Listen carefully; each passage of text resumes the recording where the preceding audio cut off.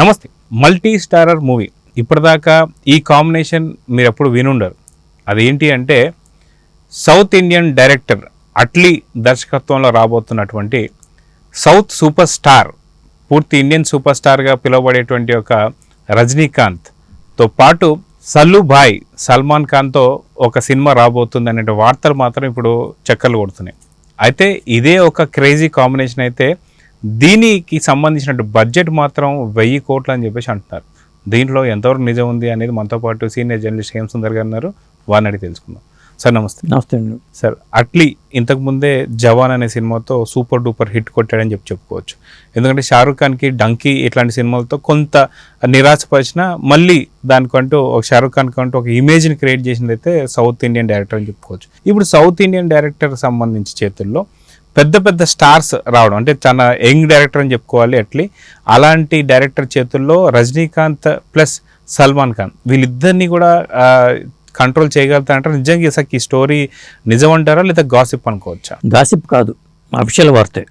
అన్ని మీడియాల్లోనూ వచ్చేసింది వార్త. అంటే రజనీకాంత్ ఇప్పుడు ఎంపిక చేసుకున్న సినిమాలు చూసుకుంటే వరుస పెట్టి తగ్గేదేలే అనుకున్నట్టుగానే ఉంది. ఇప్పుడు కమల్ హాసన్ రజనీకాంత్ వీళ్ళిద్దరూ ఎవరికి వాళ్ళదైన స్టైల్లోనే సినిమాల ఎంపికలో దూసుకెళ్ళిపోతూ కొర హీరోలకి వణుకు పుట్టిస్తున్నారని చెప్పాలి. మనకు చూసుకుంటే ప్రభాస్ 100 కోట్ల హీరో, లేకపోతే ఇంకో 100 కోట్ల హీరో అని చెప్పుకుంటున్నాం. కానీ ఎప్పుడో 70 ఏళ్ళు పైపడిపోయిన హీరో రజనీకాంత్. సల్మాన్ ఖాన్ కూడా బాగా సీనియర్ హీరో, కండల వీరుడు అంటాం మన బాలీవుడ్. వాళ్ళిద్దరు కాంబినేషన్ ఇంతవరకు లేదు. వాళ్ళిద్దరు కాంబినేషన్ సినిమా రాబోతుంది, దీనికి అట్లీ డైరెక్షన్ అని చెప్పేసి అఫీషియల్గానే వార్త వచ్చింది. ఖచ్చితంగా ఇది క్రేజీ కాంబినేషన్. 1000 కోట్ల బడ్జెట్ అని చెప్తున్నారు పైగా. ఇప్పుడు మనకి ఏంటంటే ఈ కల్కి సినిమానే 600 కోట్లు ఈ బడ్జెట్ అని చెప్పారు. అలాగే మన మహేష్ బాబు రాజమౌళి కాంబినేషన్ కూడా 500 కోట్లు ఈ బడ్జెట్ అని చెప్పుకుంటూ వచ్చారు. 1000 కోట్ల బడ్జెట్లో మల్టీ స్టార్ సినిమాకి వస్తుందంటే ఖచ్చితంగా అది క్రేజీ ప్రాజెక్ట్ అవుతుంది. అది మరి సన్ పిక్చర్స్ వాళ్ళే చేస్తున్నారని, కళానిధి మారిన వాళ్ళు. ఆ సినిమా ఆ ప్రాజెక్ట్ ఎప్పుడు వెళ్తుంది అనేది ఒక ఇంట్రెస్టింగ్ అంశం. అంటే ఇది వేటాయన సినిమా రిలీజ్ కావాలి, దాని తర్వాత లోకేష్ కనకరాజు కూలీ ఉంది, మరి దాని తర్వాత జైలర్ 2 ఉంది. ఎందుకంటే జైలర్కి సీక్వెల్ కాబట్టి. అంటే ప్యారలల్గా జైలర్ 2ను లేకపోతే ఈ అట్లీ సినిమా ఒకేసారి వెళ్తాయి సెట్స్ మీదకి. అంటే ఒక పెద్ద హీరో, ఇంత స్టార్ హీరో ఇంత వేగంగా సినిమాలు ఎలా చేస్తున్నాడు అనేది. ఒకప్పుడు రజనీకాంత్ 2 ఏళ్ళకి 3 ఏళ్ళకి వీడు పెంచడని అనుకోవాలి రజనీకాంత్. కారణం ఏంటంటే వయసు పెరిగిపోతుంది కాబట్టి, వెంటనే సినిమాలు చేస్తే కనీసం ఆయన 170 సినిమాలు కంప్లీట్ చేద్దామని టార్గెట్ పెట్టుకున్నట్టుగా అనిపిస్తుంది. ఆ టార్గెట్లోనే బహుశా రజనీకాంత్ స్పీడ్ పెంచేయడమో, లేదా 180 లేదా 200 చేసేద్దాం, ఒక ఫిగర్ అంటూ మనకు రౌండ్ ఫిగర్ ఉండాలి అనుకున్నట్టుగా ఉంది. ఇంత ఫాస్ట్గా సినిమాలు చేయటం ఇప్పుడు కొర హీరోలు కూడా చేయట్లా, దాదాపు ఇంత గ్యాప్ తీసుకుంటున్నారు. అలాంటిది వెంటనే మొన్న సినిమా నిరాశపరిచినా కానీ రజనీకాంత్కి వాళ్ళ అమ్మాయి డైరెక్షన్లో వచ్చిన సినిమా లాల్ సలాం సినిమా అది ఫెయిల్ అయినా కానీ తనేంటో మళ్ళీ జైలర్ నుంచి మళ్ళీ ఒక క్రేజు. ఆ తర్వాత అప్పుడు వేటాయన్లో కూడా అమితాబ్ బచ్చన్ రజనీకాంత్ కలిపి నటించడం, అంటే క్రేజీ కాంబినేషన్స్. అలాగే ఫహద్ ఫాజిలు, రాణా ఇలాంటి కాంబినేషన్స్లోనే రజనీకాంత్ సెలెక్ట్ చేసుకుంటాం. ఆ తర్వాత మరి ఆ కూలీ సినిమా అది పెద్ద ప్రాజెక్టు. లోకేష్ కనకరాజు మల్టీవర్స్ దాంట్లోకి వెళ్ళిపోయాడు. అది కూలీ అనేది పెద్ద ప్రాజెక్టు. కూలీ తర్వాత మరి ఈ సల్లుబాయిను రజనీకాంత్ సినిమా ఏ స్థాయిలో మరి కలెక్షన్ వసూలు చేస్తుంది. 1000 కోట్లు పెట్టారంటే దాన్ని ఎలా ప్లాన్ చేసి ఉంటారో, మరి అట్లీ దానికి న్యాయం చేయగలడా, ఇద్దరు ఎంత పెద్ద స్టార్స్ని హ్యాండిల్ చేయగలడా అనే ప్రశ్నలు అయితే వస్తున్నాయి. కానీ వార్త అయితే అఫీషియల్ వార్తే. అయితే సాధారణంగా మనం ఒక 10 ఏళ్ళ నుంచి ఎంత ఫాస్ట్గా డెవలప్ అయ్యామనేది ఇప్పుడు సినిమాల రంగంలో చూస్తే మనకు అర్థమవుతుంది. 10 ఏళ్ల క్రితం 100 కోట్ల సినిమా అంటేనే ఆశ్చర్యంగా 100 కోట్లు పెట్టి సినిమా తీస్తున్నారా అన్నట్టు ఉండేది. అది 500 కోట్లు 1000 కోట్లు అంటే అది హాలీవుడ్ మూవీస్ సంబంధించినంత దాంతో కంపేర్ చేస్తాం. కానీ 1000 కోట్లు అనగానే ఇక్కడ రజనీకాంత్ యాజ్ వెల్ యాజ్ మనకు చూసుకుంటే సల్మాన్ ఖాన్ వీళ్ళిద్దరికీ మంచి మార్కెట్ అయితే ఉంది ప్రస్తుతానికి. ఇలాంటి సందర్భంలో 1000 కోట్లు పెట్టి తీసే సినిమా అంటే విఎఫ్ఎక్స్ గురించి అనుకోవచ్చా, లేదంటే వీళ్ళిద్దరు రెన్యూమరేషనే దగ్గర 280, ఒకరిది అయితే ఇంకొకరిది ఒక 150, 200 అనుకోవచ్చు. అంటే వీళ్ళది 500 దాకా ఉంటుంది కాబట్టి మిగతా 500లో సినిమా తీద్దాం అనుకుంటున్నారా? 1000 కోట్ల బడ్జెట్ అంటే 0.5% తీసి పక్కన పెట్టేస్తే మిగతా 50% నిర్మాణానికి అనుకోవచ్చు అంటారా? అంతే. ఇప్పుడు 500 కోట్ల రూపాయలు వీళ్ళ బడ్జెట్కే వీళ్ళ హీరోల రెమ్యునరేషన్కే పెట్టేస్తారు. మిగతా 500 కోట్లు అంటే ఒక విఎఫ్ఎక్స్ వర్క్ ఉన్న సినిమానే అయి ఉంటుంది ఖచ్చితంగా. పీరియడిక్ డ్రామా కానీ లేకపోతే ఇలాంటిదే ఒక చెంగిజ్ ఖాన్ లాంటి సబ్జెక్టులు లేకపోతే ఇలాంటి సినిమాలు ఎంచుకుని ఉండొచ్చు బహుశా. అట్లీ అంటే హిస్టారికల్ బ్యాక్డ్రాప్లు తీసుకుంటాడా లేకపోతే ఏంటిది, కొత్తగా కథనం లేకపోతే జనం రావట్లేదు, థియేటర్ రావట్లా.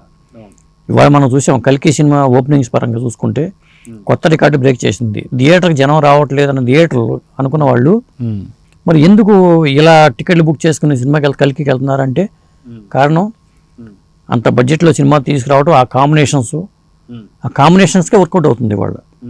అంటే అట్లా ఉంటే కానీ జనం థియేటర్కి వచ్చి సినిమా చూడాల, లేకుంటే ఓటీటీలో చూద్దాంలే, ఈ సినిమా కోసమే మనం వెళ్ళి థియేటర్ దాకా వెళ్ళాలా, ఇంత ట్రాఫిక్లో వెళ్ళి అక్కడ అంత పాప్కార్న్ 500 పెట్టి పాప్కార్న్ కూల్ డ్రింక్లు తాక్కుంటూ ఆ సినిమా చూడాలా అనే పరిస్థితి వచ్చేసింది.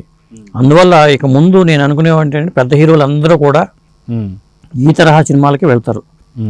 ఏదో ఫ్యామిలీ డ్రామాలో లేకపోతే 6 పాటలు 3 ఫైట్లు ఈ సినిమా ఆ సినిమాలు అయితే నాకు తెలిసి వచ్చే అవకాశం లేదు. మున్ముందు ఒక మాదిరి హీరోలు కూడా పెద్ద సినిమాల వైపే మొగ్గు చూపుతున్నారు. కాబట్టి రజనీకాంత్, సల్మాన్ ఖాన్ తర్వాత ఇంకా వేరే హీరోలు కూడా ఈ 1000 కోట్ల పైబడి బడ్జెట్తో చేస్తారు. ఇక ఎందుకంటే వర్కౌట్ అయిందనుకోండి ఆటోమేటిక్గా సిండికేట్గా చేస్తున్నారు అవసరం అయితే. ఇప్పుడు డైరెక్టర్ కూడా రెమ్యునరేషన్ తీసుకోవట్లా, లాభాల్లో వాటా తీసుకుంటున్నాడు, ఇవ్వక్కర్లా, ముందే ఇచ్చే పరిస్థితి లేదు. హీరోలకి కూడా అట్లా ఉంది. కాంబినేషన్ సెట్ చేసుకుని పెద్ద బడ్జెట్ సినిమా చేస్తున్నాం, మనకు డబ్బులు ముందు అవసరం తర్వాత తీసుకుందాం అనే టైప్లో అందరూ కలిసి సిండికేట్గా చేస్తున్నారు. ఆ సిండికేట్గా చేయడం వల్ల మార్కెట్ కూడా తెలిసింది. మన హాలీవుడ్ మార్కెట్, హాలీవుడ్ సినిమాలకు ఒకప్పుడు అనుకునేవాళ్ళం ఇంత రిలీజ్ చేస్తున్నారు, ఇంత వసూలు చేస్తున్నారు, ఎలా సాధ్యం అనుకునేవాళ్ళం. అది ఎలా సాధ్యమో రాజమౌళి నిరూపించాడు. రాజమౌళి చూపిన మార్గంలోనే మిగతా అందరూ బయలుదేరారు. కాబట్టి ఇక ధైర్యం వచ్చింది వాళ్ళకి. ఖచ్చితంగా ముందు అంతా మనకు 1000 కోట్ల సినిమాలే కనిపిస్తాయి నేను అనుకోవడం. అయితే పూర్తిగా ఇండియన్ సినిమా కాస్త హాలీవుడ్ సినిమా అయిపోయిందా అని చెప్పేసి ఇప్పుడు ఈ 1000 కోట్ల దాంతో పూర్తి ప్రపంచానికి అర్థమైపోతుంది అనుకుంటా. 100% అండి. సబ్జెక్టులు మన దగ్గర బోల్డ్ సబ్జెక్టులు ఉన్నాయి. మనకి ఇప్పుడు దాకా ఏంటంటే ఒకప్పుడు గయ్యాళి అత్త, ఈ తరహా చుట్టాల మీద టైటిల్ సినిమా, బంధుత్వాల మీద, ప్రేమల మీద, వాటి మీద వచ్చిన టైం అంతా అయిపోయింది. ఇవాళ ప్రేమలు లేకపోతే పెళ్ళిళ్ళు లేకపోతే సహజీవనాల మీద కూడా ఆ టైం అవుట్డేటెడ్ అయిపోతుంది. ఆ కథాంశాల జోలికి వెళ్ళరు. ఏదైనా కొత్తగా చెప్పాలి, జనాలని మాయ చేయాలి, అదే వాళ్ళ సినిమా లక్ష్యం. అలాంటి పెట్టుకున్న సినిమాలు వస్తే మాత్రం థియేటర్లు కలకలాడితే సినిమా ఇండస్ట్రీ కలకలాడుతుంది. కాబట్టి పాన్ ఇండియా కాన్సెప్ట్ ఎలా వచ్చిందో తెలియదు కానీ పాన్ వరల్డ్ కాన్సెప్ట్ పెట్టుకుని హాలీవుడ్ నటును కూడా కలుపుకుంటూ సినిమాలు చేసుకుంటే ఖచ్చితంగా రేపు సల్మాన్ ఖాన్, రజనీకాంత్ సినిమాల్లో హాలీవుడ్ నటును కూడా పెట్టుకుంటారు. ఆ తరహాలో విలన్లు కానీ లేకపోతే ఇలాంటి వాళ్ళు తీసుకుంటారు. అట్లా చేయాల్సిందే. అయితే ఇక్కడ ఉన్న విలన్లు కావచ్చు లేకపోతే మిగతా మార్కెట్ కావచ్చు, సాధారణంగా రజనీకాంత్ గారి మీద ఉన్నటువంటి ఒక ఒపీనియన్ ఏదైతే ఉందో ఆయనకి ఇక్కడే కాదు బయట జపాన్లో కావచ్చు, సింగపూర్లో కావచ్చు, ఇలా పలు దేశాల్లో ఆయనకు అభిమానులు ఉన్నారు. సో ఆయన మీద ఉన్నటువంటి నమ్మకంతోనే ఈ యొక్క ఇంత భారీ ప్రాజెక్ట్ 1000 కోట్ల ప్రాజెక్ట్ అని చెప్పి అనుకోవచ్చు అంటారా? 100% జనాలు ఆయన స్టైల్కి మెస్మరైజ్ అయిపోతున్నారు. జపాన్లో కూడా ఆయన సినిమాలు అంత బాగా ఆడుతున్నాయి అంటే కారణం ఏంటి? ఆయన స్టైల్స్. ఒకప్పుడు శత్రుఘ్న సిన్హా స్టైల్స్ కూడా అట్లా ఉండేది, కానీ రజనీ స్టైల్స్ ముందు శత్రుఘ్న సిన్హా స్టైల్స్ వర్కౌట్ అవ్వవు. కాబట్టి 73 ఏళ్ల వయసులో ఇంత వేగంగా ఆయన సినిమాలు చేస్తున్నాడంటే ఇదే మేలుకొలుపు అనేది ఆయనకి. ఇంకా ఒక 5-6 ఏళ్ళ ముందు 10 ఏళ్ళ ముందు వచ్చి ఉంటే ఇంకా చాలా సినిమాలు వచ్చి ఉండేవి. కానీ అప్పుడు ఆయన ఆధ్యాత్మికత అంటూ చెప్పి కొంత సినిమాల ప్రభావం తగ్గించుకుని ఎక్కువ గ్యాప్ తీసుకోవడం వల్ల తగ్గినాయి. కానీ ఇది చాలా కాలానికి ఆయన మేలుకున్నాడని అనుకోవాలి. ఇప్పుడు మేలుకొని ఫాస్ట్గా సినిమాలు చేసుకుంటూ ముందుకెళ్ళిపోదాం అనే రాజకీయాలు కూడా జోలికి వెళ్ళట్లేదు. కాబట్టి పూర్తిగా సినిమాల మీదే దృష్టి పెట్టి మార్కెట్ ఉంది.